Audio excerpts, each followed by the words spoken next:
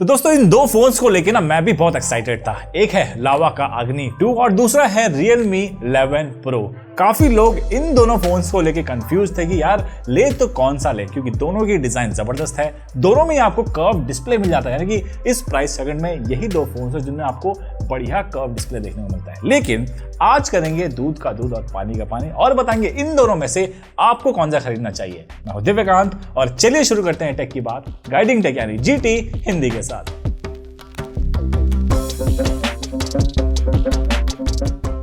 आगे बढ़ने से पहले आपको बता दूं, देखो मेहनत लगती है बहुत कंपैरिजन वीडियोस बनाने में, तो इसके लिए लाइक कर देना और चैनल को सब्सक्राइब कर देना ताकि हमें भी मोटिवेशन मिलते रहे और आपके लिए बढ़िया बढ़िया ऐसे कंपैरिजन की वीडियोस लेकर आते रहे। नाउ सबसे पहले बढ़ते हैं डिजाइन की तरफ और यहाँ पर आपको Realme देखने में, इन हैंड फील में, चाहे सिंगल हैंड यूज हो या फिर स्लिम फॉर्म फैक्टर, इन सभी मामलों में लावा से स्लाइटली बेटर है। इसके वीगन लेदर बैग की वजह से और थोड़ा सा लाइट वेट भी है ये लावा से। लेकिन देखो इसका मतलब ये नहीं है कि लावा अग्नि 2 कहीं पीछे है या फिर कम प्रीमियम है, ऐसा नहीं है। यहाँ पर आपको लावा जो है इन हैंड फील के मामले में थोड़ा सा ग्रैंड फील कराता है। वो क्यों?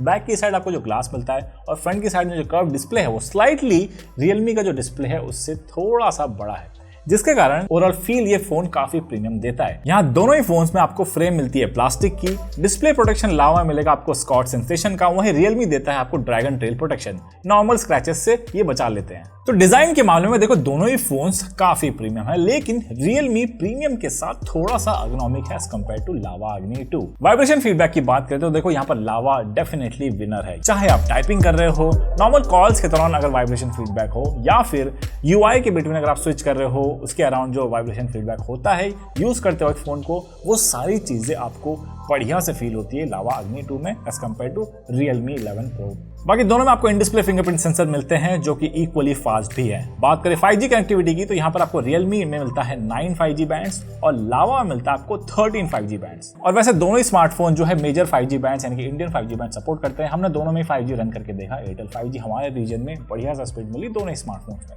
अब बात करें कॉल क्वालिटी की, कनेक्टिविटी की और नेटवर्क रिसेप्शन की, यहाँ पर दोनों ही फोन्स में आपको बढ़िया कॉल क्वालिटी मिल जाती है। दोनों ही फोन्स में आपको गूगल डायलर मिल जाते हैं, लेकिन ये पहले आता था लावा में। अब अपडेट के बाद यहाँ पर इन्होंने एक और डायलर ऐड किया है जिसमें आप कॉल रिकॉर्डिंग जब करेंगे एनोनिमसली कर सकते हैं, सामने वाले को जो अलर्ट है वो नहीं सुनाई देगा, उसके कारण उन्होंने एक और डायलर को इसमें इंस्टॉल किया। बाकी सेंसर्स सारे दोनों में आपको एक जैसे मिल जाएंगे, सारे प्राइमरी मेजर सेंसर्स आपको मिल जाते हैं, लेकिन NFC दोनों में नहीं मिलेगा। अब बात करें डिस्प्ले की तो देखो यहाँ पर कुछ ज्यादा डिफरेंस नहीं है। लावा का डिस्प्ले जो स्लाइटली बड़ा है Realme के डिस्प्ले से, यहाँ पर आपको लावा मिलता है 6.78 इंच का डिस्प्ले, वहीं पर Realme देता है आपको 6.7 इंच का डिस्प्ले। बाकी दोनों फोन्स में जो डिस्प्ले ब्राइटनेस से लेके यानी कि 950 निट्स की पीक ब्राइटनेस दोनों अटेन कर लेते हैं। साथ ही सर्टिफिकेशंस यहाँ पर आपको HDR10+ और वाइडबैंड L1 का सपोर्ट दोनों ही स्मार्टफोन में एक जैसे मिल जाते हैं। अगर आप YouTube प्लेबैक करते हैं दोनों ही स्मार्टफोन में एट 4K 60 FPS, आमतौर पर कोई करता नहीं है, यानी कि HDR वीडियो अगर आप प्ले कर रहे हैं YouTube में एट 4K 60 FPS, तो वहां पर Realme का जो डिस्प्ले है यानी कि जो प्लेबैक है वो थोड़ा सा जिटरी हो जाता है एज कंपेयर टू लावा में हमने ये चीज ऐसा कोई नोटिस नहीं करी, तो यहाँ पर काफी आराम से चलाता है 4K HDR 60 FPS वीडियोस को। एक और चीज बतानी थी, यहाँ पर लावा में अपडेट के बाद क्या हुआ कि Netflix वगैरह जैसे OTT प्लेटफॉर्म्स हो गए, इन सभी में जब आप वीडियो प्लेबैक करना चाहते हैं तो वो चीज अब आप नहीं कर पा रहे हैं। अपडेट से पहले वो चीज काम कर रही थी बढ़िया तरीके से, लेकिन अपडेट के बाद हमें ये प्रॉब्लम देखने को मिली। तो ये भी चीज आप ध्यान में रखना, अगर अपडेट नहीं किया है तो मैं कहूँगा अभी मत करिए, अच्छे से स्टेबल वर्जन का आने का वेट करिए, तब जाकर इसको अपडेट करना। बाकी दोनों ही फोन्स 120 हर्ट्ज के रिफ्रेश रेट के साथ आते हैं, लेकिन यहाँ पर जो ऑप्टिमाइजेशन है वो मुझे लावा की बेटर लगी। ज्यादातर ऐप्स जो है 120 हर्ट्ज पे रहते हैं, चाहे आप YouTube ले लीजिए, चाहे आप Google ऐप्स ले लीजिए, जिसके कारण आपको स्क्रीन की जो फ्लूइडिटी है वो ज्यादा बेटर लगती है लावा में। वहीं पर Realme में भी आपको 120 हर्ट्ज का जो डिस्प्ले मिलता है, लेकिन ज्यादातर ऐप्स जैसे कि अगर आप YouTube खोलते हैं या फिर Google ऐप्स खोल रहे हैं तो वहां पर जो ऑप्टिमाइजेशन है उसकी कमी लगती है, और जैसे आप ओपन करते हैं उन ऐप्स को 60 हर्ट्ज के रिफ्रेश रेट पे चला जाता है। बाकी एक चीज और है, लावा का जो वीडियो प्लेबैक है, कलर्स हैं वो ज्यादा ओवर वाइब्रेंट होकर निकल कर आते हैं एज कंपेयर टू Realme, जैसे कि आप डिस्प्ले पे भी देख सकते हैं, यहाँ पर आपके सामने है। ये चीज फिक्स करने की जरूरत थी, अपडेट आया उसके बाद भी ये चीज फिक्स नहीं हुई है। आई होप आने वाले टाइम में कंपनी उस चीज को एक्नॉलेज करेगी और जल्दी से फिक्स करेगी। बाकी ऑडियो क्वालिटी के मामले में यहाँ पर आपको लावा मिलता है single firing speaker, down firing speaker है, वहीं Realme में मिलता है आपको स्टीरियो स्पीकर। डेफिनेटली Realme का जो स्टीरियो स्पीकर है वो ज़्यादा इमर्सिव है, लेकिन लावा का जो सिंगल स्पीकर है वो भी काफ़ी लाउड है, आपको कमी महसूस नहीं होने देता लाउडनेस के मामले में। एंड नाउ बात कर लेते हैं दोनों स्मार्टफोन के कैमरा के बारे में, और ये काफ़ी लोगों के लिए डिसाइडिंग फैक्टर भी हो सकता है। यहाँ पर आपके स्क्रीन के सामने सारे स्पेक्स, अगर आप प्राइमरी कैमरा पे ध्यान दें तो यहाँ पर आपको OIS का सपोर्ट मिल जाएगा रियलमी में, वहीं पर लावा में वो चीज़ मिसिंग है। लेकिन यहाँ पर आपको लावा में एक अल्ट्रा वाइड सेंसर भी मिल जाता है एज कम्पेयर टू रियलमी, जो कि रियलमी में मिसिंग है। फ्रंट की साइड अगर आप देखें दोनों ही स्मार्टफोन में आपको 16 मेगापिक्सल का फ्रंट सेल्फी कैमरा मिल जाता है। नाउ कैमरा परफॉर्मेंस पे आए तो यहाँ पर आपको ओवरऑल रियलमी की स्लाइटली ज्यादा वाइब्रेंट लगेगा as compare to Lava, but details में कमी महसूस नहीं होती दोनों स्मार्टफोन में। डीलाइट शॉट्स में आपको दोनों स्मार्टफोन में बस कलर टोन का डिफरेंस लगेगा। यहाँ पर थोड़ा सा कूलर साइड लावा के pictures as compare to Realme में थोड़े से ज्यादा वार्म हो जाते हैं। बाकी डिटेल्स में कमी महसूस नहीं होती डे-लाइट शॉट्स पे।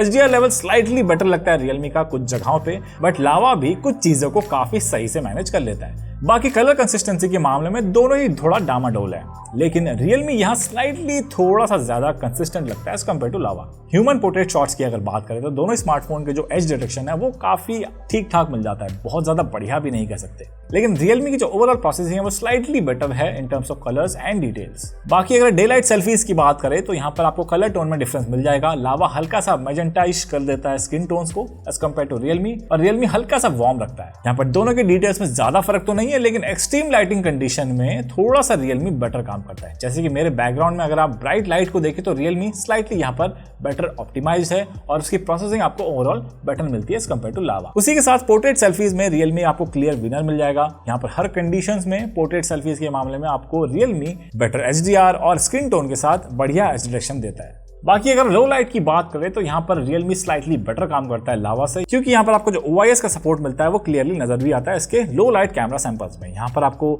शार्पनेस लेवल पिक्चर की काफी सही मिल जाती है, साथ ही नॉइज भी स्लाइटली कम लगता है लावा से। तो इस वक्त जो आप ऑडियो सुन रहे हैं ये दोनों ही फ़ोन से रिकॉर्ड हो रहा है, और कुछ इस तरह की आपको वीडियो क्वालिटी मिल जाती है दोनों स्मार्टफोन से।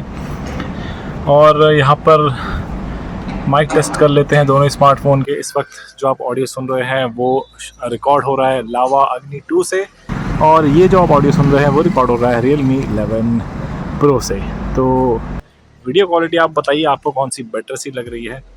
यहाँ पर 1080p 60 fps में स्टेबलाइजेशन मुझे ऐसा कुछ खास नहीं लग रहा है दोनों ही स्मार्टफोन में। तो बात करें फ्रंट कैमरा की तो आपको इस तरह की क्वालिटी मिल जाती है दोनों स्मार्टफोन में से, और दोनों ही फ़ोन शूट कर सकते हैं max 1080p 30 fps front camera से। तो कुछ इस तरह की आपको ऑडियो और वीडियो क्वालिटी मिल जाती है दोनों स्मार्टफोन में से। तो भाई इन दोनों में से कैमरा के मामले में कौन सा बेटर है? देखो, जहां आपको रियलमी जो है कंसिस्टेंट रिजल्ट्स निकाल कर देता है कैमरा में यानी कि पिक्चर्स में, वहीं लावा में आपको एक एडिशनल अल्ट्रावाइड सेंसर भी मिल जाता है। हार्डवेयर दोनों का ही काफ़ी बढ़िया है, बस प्रोसेसिंग की थोड़ी सी कमी लगती है कहीं कहीं पर लावा में। देखो, अगर आप फोटोग्राफी को लेके ज़्यादा ही सीरियस हैं तो यहाँ पर आपको लावा में रॉ मोड में मिल जाता है, तो ये भी आप ध्यान रखना, रॉ में खींचिए और अपने हिसाब से आप उसको चीज़ को प्रोसेस कर सकते हैं। बाकी परफॉर्मेंस की बात कर लेते हैं। यहाँ पर आपको दोनों फोन्स में बिल्कुल सिमिलर चिपसेट मिल जाता है, यानी कि MediaTek Dimensity 750 का विद UFS 2.2 स्टोरेज और साथ ही LPDDR4X रैम। बेंचमार्क स्कोर्स भी अगर आप देखें तो आपको बिल्कुल सिमिलर मिल जाते हैं, बहुत ज़्यादा फर्क नहीं दिखता है। लेकिन तब भी फर्क नजर आता है कहाँ, वो मैं बताता हूँ। हमने यहाँ पर CPU थ्रॉटलिंग 2 बार टेस्ट करके देखा और दोनों ही बार लावा का जो ओवरऑल थ्रॉटलिंग टेस्ट है वो ज़्यादा बेटर निकल के आया। यहाँ पर लावा का जो है ज़्यादा ग्रीन जोन में रहा और वहीं रियलमी में आपको बीच बीच में कहीं येलो या फिर रेड जोन भी देखने को मिला है। वो थोड़ा कुछ सेकंड्स के लिए आया, लेकिन उसके बाद नॉर्मल परफॉर्मेंस देने लगा। और यही चीज़ इन दोनों फोन्स के ओवरऑल गेमिंग परफॉर्मेंस में भी नजर आती है। देखो, शुरू के लगभग 15 से 20 मिनट तो दोनों स्मार्टफोन बढ़िया गेमिंग परफॉर्मेंस देते हैं, लेकिन अगर आप लंबे समय तक थोड़े से हाईएस्ट सेटिंग में कोई गेम खेल रहे हैं, जैसे कि BGMI हो गया, या फिर अगर आप न्यू स्टेट खेल रहे हैं या फिर एसफॉल्ट 9 वगैरह खेल रहे हैं हाईएस्ट सेटिंग्स में, तो वहां पर अगर आप लंबे समय तक के लिए खेल रहे हैं तो उसमें बेटर परफॉर्मेंस आपको मिलेगा लावा में एज कम्पेयर टू रियलमी। बाकी डे टू डे यूसेज में आपको ज्यादा डिफरेंस नहीं पता चलेगा। ऐप ओपनिंग ले लीजिए, चाहे आप ऐप स्विचिंग ले लीजिए, बस जो फर्क दिखेगा वो है 120 हर्ट्ज के रिफ्रेश रेट के कारण। लावा के ज्यादातर ऐप जो है 120 हर्ट्ज के रिफ्रेश रेट पे रहते हैं, जिसके कारण जो ओवरऑल फ्लूइडिटी है UI के बीच में वो आपको लावा में बेटर मिलती है, जबकि रियलमी का जो UI है वो ज्यादा रिफाइंड है एज कम्पेयर टू लावा का UI। जब यूजर इंटरफेस की बात आ ही गई है तो अब सॉफ्टवेयर की बात कर लेते हैं। यहाँ पर आपको रियलमी मिलता है Realme UI 4.0 which is based on Android 13, और साथ ही यहाँ पर आपको अप्रैल का सिक्योरिटी पैच मिलता है। वहीं लावा में आपको मिलता है stock Android which is also based on Android 13, और यहाँ पर अपडेट के बाद आया है मई का सिक्योरिटी पैच। देखो, जब ये लावा का फोन आया था तो काफी सारे प्रॉब्लम्स थी पहले से ही। यहाँ पर आपको ऑटो बैटरी पे इश्यूज देखने को मिलता था, जो कि अपडेट के बाद भी फिक्स नहीं हुआ है। यानी कि कुछ कुछ हियर एंड देयर आपको यहाँ पर बग्स मिल रहे हैं यानी कि लावा के फोन में। बाकी देखो फोन का हार्डवेयर जबरदस्त है, बस सॉफ्टवेयर में ऑप्टिमाइजेशन की कमी लगती है और यहाँ पर छोटे मोटे बग्स अभी भी हैं जो कि लावा को जल्दी फिक्स करने की जरूरत है। और ठीक उसके ऑपोजिट यहाँ पर रियलमी का जो ओवरऑल यूजर इंटरफेस है वो तो काफी रिफाइंड है, लेकिन आपको स्टॉक एंड्रॉइड नहीं मिलता है। यहाँ पर आपको एड्स देखने को मिल जाएंगे, हॉट एप्स, हॉट गेम्स जैसे आपको प्री इंस्टॉल्ड एप्स मिल जाते हैं। जब भी आप कोई ऐप भी इंस्टॉल करेंगे तब भी ऐड आपका पॉपअप होके आता है। जहां आपको रियलमी देता है एड्स के साथ एक रिफाइंड यूआई, वहीं आपको लावा देता है स्टॉक एंड्रॉइड के साथ साथ थोड़े से बग्स। तो इस हिसाब से दोनों ही फोन्स में कुछ ना कुछ कमी मिल जाती है। आप अपने हिसाब से देख लेना कि आपका कौन सा प्रेफरेंस है, स्टॉक एंड्रॉइड जिसका आप वेट कर सकते हैं बग्स फिक्स होने का, या फिर refined UI with lot of ads और ब्लोटवेयर। बाकी बैटरी की बात कर लेते हैं। यहाँ पर आपको रियलमी में मिल जाएगा 5000 mAh की battery with 67 watts in box charger, वहीं लावा देता है आपको 4700 mAh की battery with 66 watts in box charger. एक बात अच्छी है लावा की, यहाँ पर आपको जो चार्जर मिलता है वो PD सपोर्ट करता है, जिससे कि आप बाकी फोन भी अगर आप चार्ज करते हैं तो फास्ट चार्ज होंगे। बाकी बैटरी बैकअप के मामले में दोनों ही फोन जो आराम से एक दिन चल जाते हैं। यहाँ पर स्लाइटली थोड़ी सी ज्यादा बैटरी बैकअप मिलती है रियलमी में as compare to Lava. Charging speed के मामले में दोनों ही एक जैसे हैं, बहुत जल्दी चार्ज हो जाते हैं, लेकिन थोड़ी सी ज़्यादा बैटरी बैकअप के साथ यानी कि ऑप्टिमाइजेशन भी ज़्यादा स्लाइटली बेटर लगती है रियलमी में एज कम्पेयर टू लावा। लावा भी पीछे नहीं है, यहाँ पर 120 हर्ट्ज ज़्यादातर ऐप्स में रहता है।